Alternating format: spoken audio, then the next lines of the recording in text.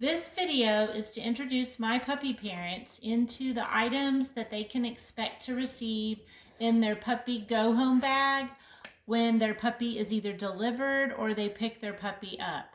A few of these items will not be with puppies that are being flown. That is for safety reasons, and it'll be obvious as we go through the video. So this is the puppy food that our litters are currently on. And it's going to be the puppy food that you need to make sure you have on hand for the first year of your puppy's life. The puppies are going to each come with 15 cups in this 1 gallon Ziploc bag of their puppy food.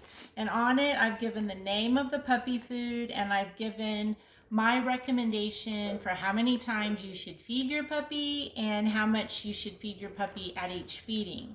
I also recommend that you continue to crate condition your puppy by offering mealtime food in the crate only. And once the puppy has started consuming all that you've provided in this initial 3/4 cup per mealtime, it will be time to increase that ration to a full cup. What we don't want is for the puppy to empty their bowl and still feel hungry. That is just a tiny step towards preventing resource guarding. So we're going to put that in the bag. We also send all of our puppies home wearing a collar and with their own leash. There is an exception to the collar, and that is the first exception for puppies that are being flown. For obvious safety reasons, the collar has to come off when they get crated prior to being dropped off at the airport. Okay, so the next thing that I'm excited to introduce everybody to are the samples of supplements that my puppies go home with. So they go home with a 1 week supply sample of Flora, got my tongue tied there. It's a Purina probiotic product. And all of these items that I'm sharing with you, with the exception of the collars and the leashes, are on my favorite products page of my website. So what you're going to do is you're going to give 1 tablespoon mixed with 16 ounces of the canned pumpkin and 1 gallon of water with this product. Actually, that's how I recommend you always provide your dogs with this product. As they get older, you can sprinkle it on their food. Or you can just keep offering them pumpkin. That's ideal to me, and it doesn't hurt them, obviously. So 1 week supply of that. Then you're going to receive 1 week supply of the Puppy Light. And of course, I have the directions on here too. That's what the product looks like in case you were to ever want to go online and order it yourself. It's a Breeder's Edge product.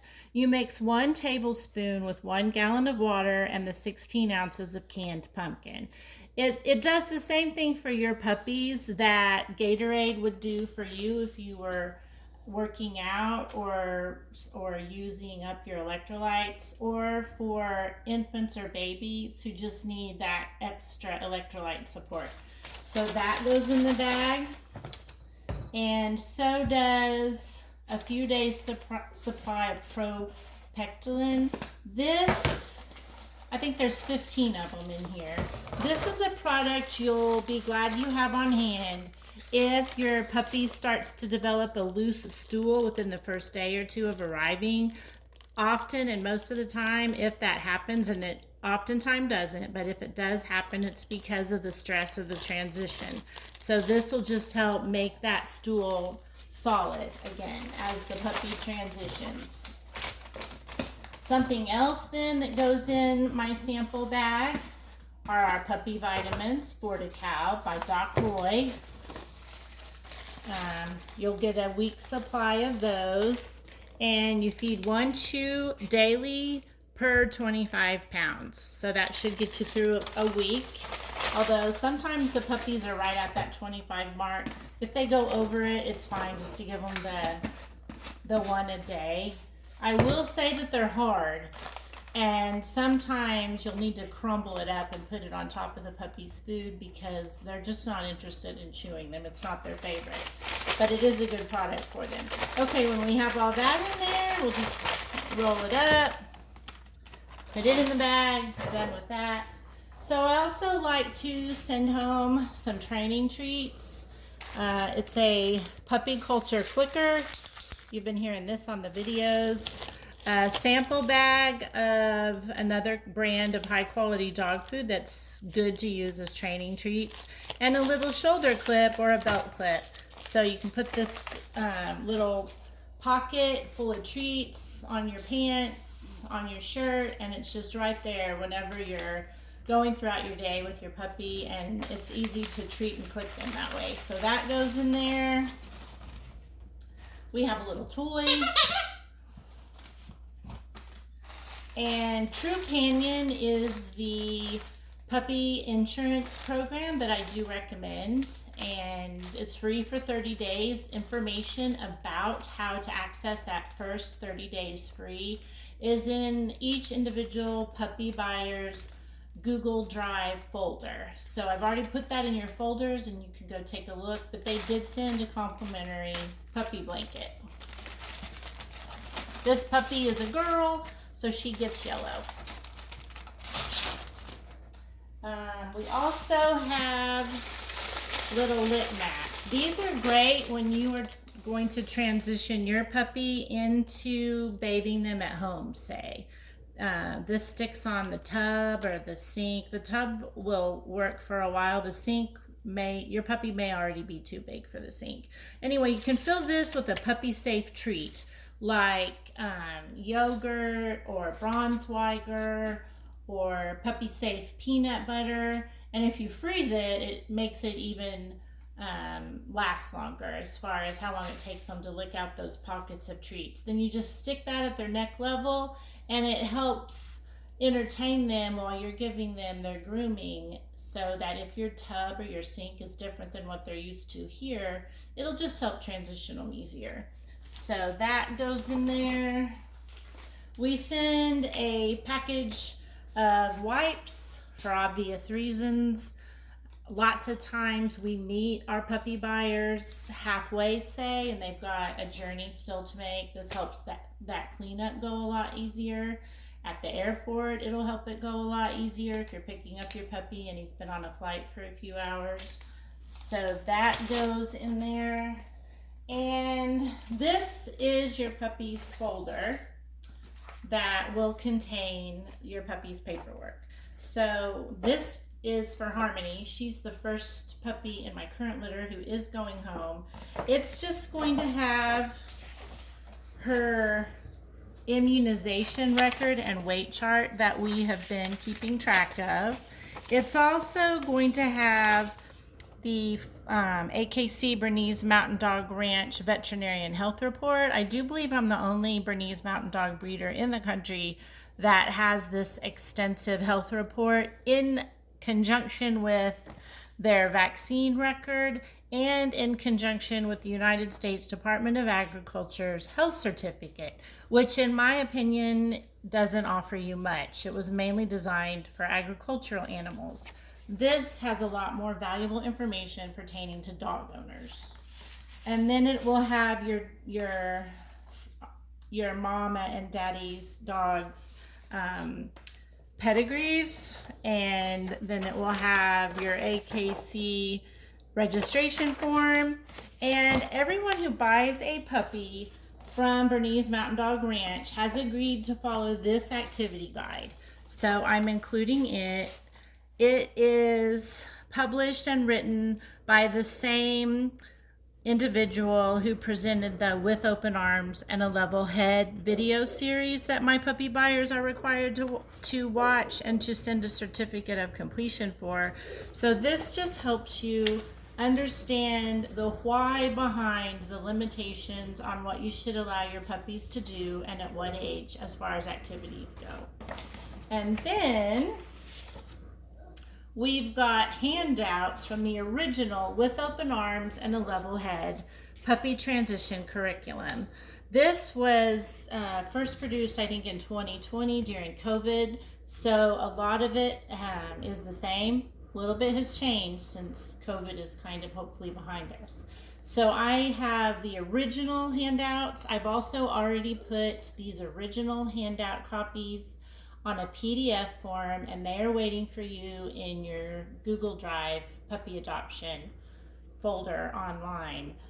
And also, if you have not already, for those of you who have already bought your curriculum, if you have not already joined with Open Arms and a Levelhead Facebook community page, I highly encourage you to do that.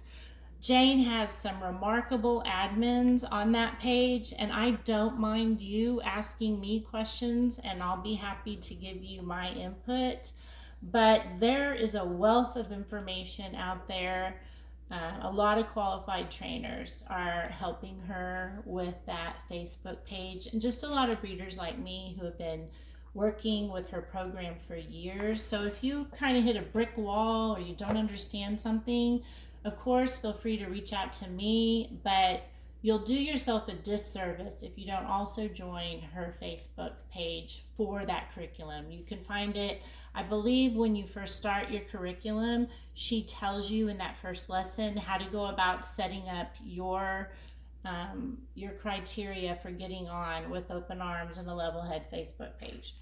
And that's pretty much all that goes in the puppy bag for people who are either having their puppy delivered or who are coming to pick their puppy up. Now I want to talk a little bit about what is the difference about this if we are flying your puppy to you. First of all, your puppy is going to come in a crate, and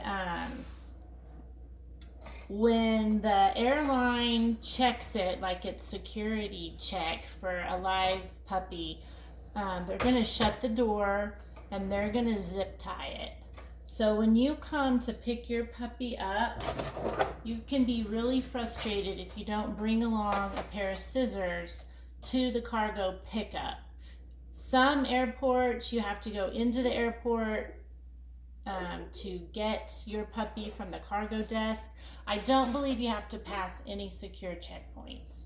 So you should be able to get a pair of scissors in there, or if you have a sharp pocket knife, something, because your puppy's going to be in there. Your puppy's going to want to meet you. You're going to be excited to see your puppy, and you're going to be real excited if you can't get rid of those zip ties. And of course, if your puppy's been in there for a few hours, we hope not, but there's a chance that he may have either soiled the crate or just had a wet accident. So bring along a pair of cleaning gloves, like exam gloves, latex gloves. That's just so you can make a quick job of cleaning your puppy up and cleaning the crate up. And we also, I forgot to mention, do send pickup bags, but they may not be allowed on the aircraft with your puppy. So bring a small, like, kitchen trash bag, just so you can wad everything up in a hurry and get rid of it and toss it in the trash can on your way out of the airport. You're also going to want to bring some kind of sanitizing wipe, again, for the same reason. If there's been an accident in that crate, you're going to want to clean it up, put it in with that the potty pad, which we're required to put in there. You can wrap it all up real quick, put it in the trash can, and away you go. The